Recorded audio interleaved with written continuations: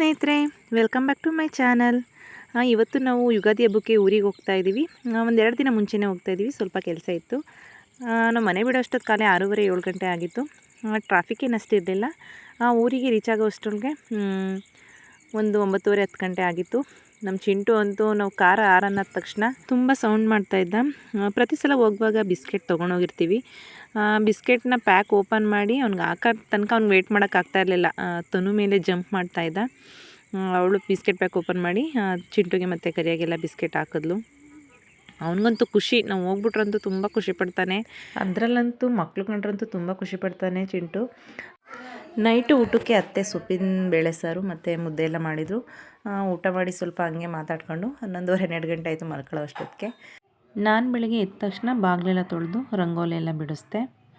ಅಮ್ಮ ಕಾಫಿ ಮಾಡಿದರು. ಈಚೆ ಹಂಗೆ ಕಾಫಿ ಎಲ್ಲ ಕುಡ್ಕೊಂಡು ಕೂತಿದ್ರು. ಇಲ್ಲಿ ಬ್ಲ್ಯಾಕ್ ಕಲರ್ ಕೋಳಿ ಇದೆಯಲ್ಲ, ಇದನ್ನು ಕಡಕ್ನಾಥ ಕೋಳಿ ಅಂತ ಹೇಳ್ತಾರೆ. ಇದ್ರ ಚಿಕನ್ನು ಮತ್ತು ಮೂಳೆ ಎಲ್ಲ ಬ್ಲ್ಯಾಕ್ ಕಲರೇ ಇರುತ್ತೆ. ಒಳ್ಳೆಯದು ಅಂತ ಹೇಳ್ತಾರೆ. ಇದ್ರದ್ದು ಚಿಕನ್ ಬಂದು kg 750 800 ರೂಪಾಯಿ ಇರುತ್ತೆ. ಹಾಗೆಯೇ ಇದೊಂದು ಮಲ್ಲಿಗೆ ಗಿಡ. ಹೋದ ವರ್ಷ ಸಮ್ಮರಲ್ಲಿ ನಮ್ಮ ಅಕ್ಕ ತಂದು ಕೊಟ್ಟಿದ್ರು. ಅವ್ರ ಊರಲ್ಲಿ ಮಲ್ಲಿಗೆ ಗಿಡ ಇದೆ. ಅದನ್ನು ಒಂದು 2 ಕಡ್ಡಿ ತೊಗೊಬಂದು ಕೊಟ್ಟಿದ್ರು, ನೆಟ್ಟಿದ್ದು. ಅದು ಇವಾಗ ಹೂವು ಬಿಡ್ತಾಯಿದೆ. ದಿನಕ್ಕೊಂದು 5-6 ಹೂವನಾರು ಅರಳುತ್ತೆ. ಮಲ್ಲಿಗೆ ಹೂವುದು ಗಮನನೇ ಚೆಂದ. ನನಗಂತೂ ಇಷ್ಟ. ಮಲ್ಲಿಗೆ ಹೂ ಅಂದರೆ ತುಂಬ ಇಷ್ಟ. ನಮ್ಮ ಗಿಡ ಯಾವಾಗ ದೊಡ್ಡದಾಗಿ ಜಾಸ್ತಿ ಹೂವು ಬಿಡುತ್ತೋ ಅಂತ ಕಾಯ್ತಾ ಇದ್ದೀನಿ. ನಾನು ಎಲ್ಲೆಲ್ಲಿ ಹೋಗಿ ವೀಡಿಯೋ ಮಾಡ್ತಿದ್ದೆ ಅಲ್ಲೆಲ್ಲ ನಮ್ಮ ಚಿಂಟು ನನ್ನ ಜೊತೆಲೇ ಬರ್ತಿದ್ದ. ಸೈಡಿಗೆ ಬರೋ ಅಂತ ಹೇಳ್ತಾಯಿದ್ರು. ಅವನು ಫ್ರಂಟ್ಗೆ ಬಂದು ನಿಂತ್ಕೋತಿದ್ದ, ಓಡಾಡ್ತಿದ್ದ, ಹಂಗೇ ಮಲ್ಕೋತಿದ್ದ. ಅವನಿಗಂತೂ ನಾವು ಹೋದ್ರೆ ತುಂಬ ಖುಷಿ ಪಡ್ತಾನೆ. ನಾವು ಎಲ್ಲೂ ಹೋಗಂಗೆ ಇಲ್ಲ. ತೋಟದೊಳಗೋದ್ರು ಅಲ್ಲೂ ಜೊತೆಲೇ ಬರ್ತಾನೆ. ಇನ್ನೆಲ್ಲ ಕಾರ್ ಹತ್ಬಿಟ್ರಂತೂ ಅವನಿಗೆ ಬೇಜಾರು. ಸುಮ್ಮನೆ ದೂರದಲ್ಲಿ ನಿಂತ್ಕೊಬಿಡ್ತಾನೆ, ಹೊರಟ್ಬಿಡ್ತಾವ್ರೇನೋ ಅಂತ. ಇದು ನಮ್ಮ ಜೋಳದ ಕಡ್ಡಿ ಆಲೆ ಕುಯ್ಯೋ ಟೈಮಿಗೆ ಬಂದಿದೆ. ಇವಾಗ ಬೇರೆ ರೈಟ್ ಬೇರೆ ಡೌನ್ ಆಗಿದೆ, ಏನು ಮಾಡೋಕ್ಕಾಗಲ್ಲ. ಹೋದ ತಿಂಗಳೆಲ್ಲ 4,000-4,500 ಇತ್ತು. ಈ ತಿಂಗಳು 2,000 2,200 ಆ ಥರ ಆಗಿಬಿಟ್ಟಿದೆ. ಯಾಕಂದರೆ ಎಲ್ಲರೂ ಜೋಳ ಹಾಕವ್ರೆ. ಹಾಗಾಗಿ ರೈಟು ಡೌನ್ ಆಗಿಬಿಟ್ಟಿದೆ. ಜೋಳದ ಕಡ್ಡಿನ ಈ ಸೈಲೇಜ್ ಮಾಡ್ತಾರಲ್ಲ ಅಂಥವರು ತೊಗೋತಾರೆ. ಅವರು ಒಂದು 20-30 ಹಸು ಸಾಕಿರ್ತಾರಲ್ವ, ಮೇವನ್ನ ಯಾವಾಗಲೂ ಬೆಳೆದು ಇಟ್ಕೊಂಡಿರೋಕ್ಕಾಗಲ್ಲ. ಹಾಗಾಗಿ ಈ ಥರ ಜೋಳದ ಕಡ್ಡಿನ ಬೆಳೆದಿರೋರ ಹತ್ರ ಟನ್ಗಟ್ಟಲೆ ಜೋಳದ ಕಡ್ಡಿ ತೊಗೊಂಡು ಅದನ್ನು ಸೈಲೇಜ್ ಮಾಡಿ ಇಟ್ಕೊಂಡಿರ್ತಾರೆ. ಅದನ್ನು ತೆಗಿದೇ ಒಂದು 4-5 ತಿಂಗಳು ಇಟ್ಕೊಂಡಿರ್ಬೋದಂತೆ, ಸೈಲೇಜ್ ಮಾಡಿ ಇಟ್ಕೊಂಡಿದ್ರೆ. ಆವಾಗವಾಗ ತೆಗಿತಾಯಿದ್ರೆ 1.5 2 ತಿಂಗಳ ಗಂಟೆ ಇಟ್ಕೊಂಡಿರ್ಬೋದು. ಯಾಕಂದರೆ ಗಾಳಿ ಆಡುತ್ತಲ್ಲ, ಜಾಸ್ತಿ ದಿನ ಇಟ್ಕೊಳ್ಳೋಕ್ಕಾಗೋದಿಲ್ಲ ಅಂತ ಹೇಳ್ತಾರೆ. ಇವಾಗ ಜೋಳ ಎಲ್ಲರೂ ಬೆಳೆದಿರೋದ್ರಿಂದ ಜೋಳದ ಕಡ್ಡಿನ ರೈಟು ಕಮ್ಮಿ ಆಗಿದೆ. ಏನು ಮಾಡೋಕ್ಕಾಗಲ್ಲ, ಲಾಸೋ ಲಾಭನೋ ಜೋಳದ ಕಡ್ಡಿ ಕೊಟ್ಬಿಡ್ಬೇಕು ಅಂತ ನೋಡ್ತಾ ಇದ್ದೀವಿ. ಹಾಗೆಯೇ ಜೋಳನ ಬಿಟ್ಕೋಬೋದು, ಜೋಳ ಮಾಡಿಸ್ಬಿಟ್ಟು ಮಾರಿದ್ರಾಗುತ್ತೆ ಅಂತ. ಆದರೆ ಇದನ್ನು ಒಣಗಗಂಟ ಕಾಯಬೇಕು, ಮತ್ತು ಜೋಳ ಮುರಿಸ್ಬೇಕು, ಅದನ್ನು ಒಣಗಿಸ್ಬೇಕು, ಮತ್ತು ಮಿಷಿನ್ ಕರೆಸಿ ಜೋಳ ಬಿಡಿಸ್ಬೇಕು. ಅದೆಲ್ಲ ತುಂಬ ಹಿಂಸೆ ಆಗುತ್ತೆ. ಬೇಡ ಹಿಂಗೆ ಕೊಟ್ಬಿಡೋಣ ಅಂತ ಮಾತಾಡ್ಕೊತಾ ಇದ್ದು. ಹಾಗೆಯೇ ಇಲ್ಲಿ ಗಿಡ ನೆಡೋಣ ಅಂತ ಇಲ್ಲಿ ಕ್ಲೀನ್ ಮಾಡ್ತಾಯಿದ್ದೆ. ಬೆಂಗಳೂರಿಂದ ದಾಸವಾಳ ಗಿಡ ತೊಗೊಬಂದಿದ್ದೆ. ಅಲ್ಲೇ ಪಾಟಿಗೆ ಹಾಕಿ ನೆಟ್ಟಿದ್ದೆ ಬೆಂಗಳೂರಲ್ಲಿ. ಅದು ಪಾಟಲ್ಲಿ ಯಾಕೋ ಚೆನ್ನಾಗಿ ಬರ್ತಿರ್ಲಿಲ್ಲ. ಎಲೆ ಎಲ್ಲ ಒಂಥರ ಕರಿ ಇರುವೆ ಮುತ್ಕೊಂಡು ಎಲೆ ಎಲ್ಲ ಒಂಥರ ಕಜ್ಜಿ ಥರ ಆಗ್ತಾಯಿತ್ತು. ಬಿಳಿ ಹುಳಗಳೆಲ್ಲ ಸೇರ್ಕೊತಾಯಿದ್ದು. ಹಾಗಾಗಿ ಬೇಡ, ಯಾಕೋ ಪಾಟಲ್ಲಿ ಚೆನ್ನಾಗಿ ಬರ್ತಾಯಿಲ್ಲ.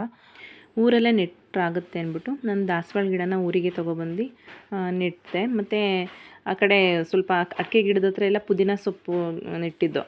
ಪುದೀನ ಗಿಡ ಅಲ್ಲೆಲ್ಲ ಸ್ವಲ್ಪ ಕಳೆ ಎಲ್ಲ ಬೆಳ್ಕೊಂಡಿತ್ತು. ಅದೆಲ್ಲ ಕ್ಲೀನ್ ಮಾಡ್ತಾಯಿದ್ದೆ. ಯಜಮಾನ್ರು ಏನೋ ಕೆಲಸ ಅದೇ ಅಂತ ಚನ್ನರಾಯಪಟ್ಟಣಕ್ಕೆ ಹೋಗಿದ್ರು. ಅವರು ಕೆಲಸ ಎಲ್ಲ ಮುಗಿಸ್ಕೊಂಡು ಬಂದರು. ನಮ್ಮ ಚಿಂಟು ಕರಿಯ ಅಂತೂ ಅವ್ರು ಬಂದ ತಕ್ಷಣ ಕಾರ್ ಹತ್ರನೇ ಓಡೋಗ್ಬಿಟ್ರು. ಇಲ್ಲಿ ನಮ್ಮ ಚಿಂಟುನ ಆಚೆ ಬಿಟ್ಬಿಟ್ಟು ನಮ್ಮ ಕರಿಯನ ಗೇಟ್ ಒಳಗಡೆ ಬಿಟ್ಕೊಂಡಿದ್ದೋ. ನೋಡೋಣ ನಮ್ಮ ಚಿಂಟು ಎಷ್ಟು ಅಗ್ರೆಸಿವ್ ಆಗ್ತಾನೆ.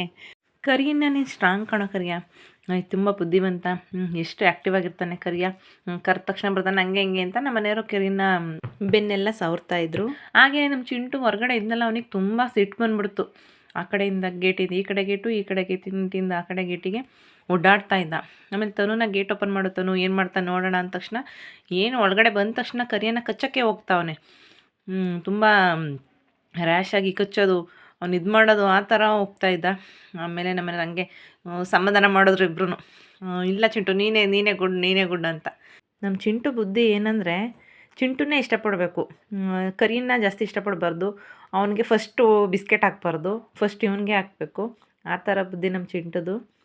ನಾನು ಮನೆಯೆಲ್ಲ ಕ್ಲೀನ್ ಮಾಡಿಬಿಡೋಣ, ಯುಗಾದಿ ಹಬ್ಬಕ್ಕೂ ಆಗುತ್ತೆ, ಮತ್ತು ಇವತ್ತು ಶುಕ್ರವಾರ ಇತ್ತು, ಶುಕ್ರವಾರ ವಾರನೂ ಮಾಡಬೇಕಿತ್ತಲ್ಲ, ಬೇಗ ಬೇಗ ಮನೆಯೆಲ್ಲ ಕ್ಲೀನ್ ಮಾಡಿಬಿಡೋಣ ಅಂದ್ಬಿಟ್ಟು ಕರೆಂಟ್ ಬಂದಿತ್ತಲ್ಲ ಬೋರ್ ಲೈನು, ನೀರು ಆನ್ ಮಾಡಿಬಿಟ್ಟು ಬರ್ತೀನಿ ಅಂತ ಯಜಮಾನ್ರು ತೋಟದೊಳಗಡೆ ಹೋದರು.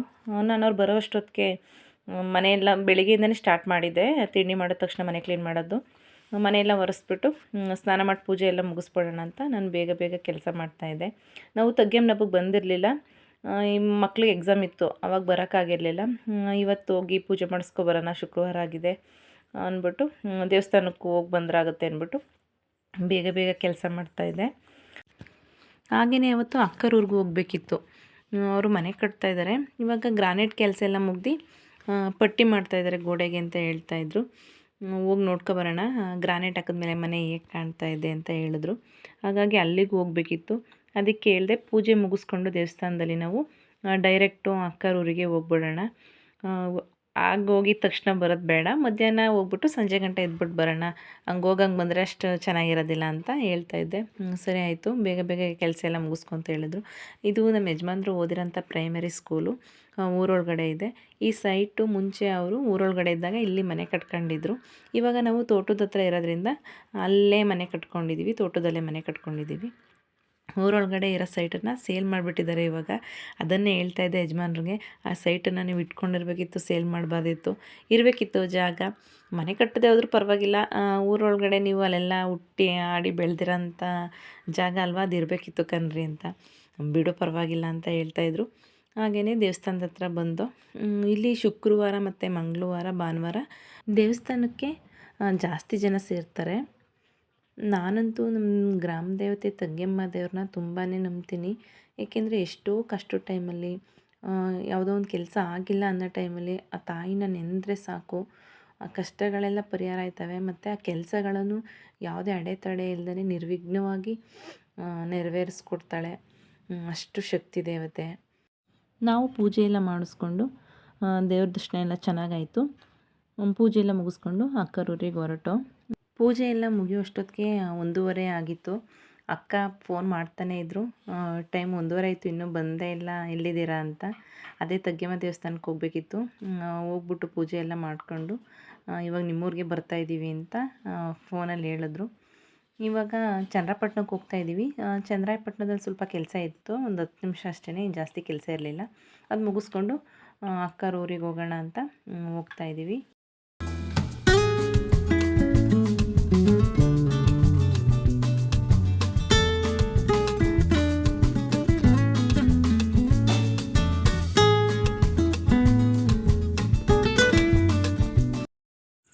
ನಾವಿವಾಗ ಚನ್ನರಾಯಪಟ್ಟಣದಲ್ಲಿದ್ದೀವಿ. ಏನೋ ಸ್ವಲ್ಪ ಕೆಲಸ ಇತ್ತು, ಕೆಲಸ ಎಲ್ಲ ಮುಗಿಸ್ಕೊಂಡು ಬಂದು ಐಸ್ ಕ್ರೀಮ್ ತೊಗೊಂಡೋಗೋಣ ಮನೆಗೆ ಅಂದ್ಬಿಟ್ಟು ಐಸ್ ಕ್ರೀಮ್ ತೊಗೊಬರೋಕೆ ಹೋದ್ರು ಯಜಮಾನ್ರು.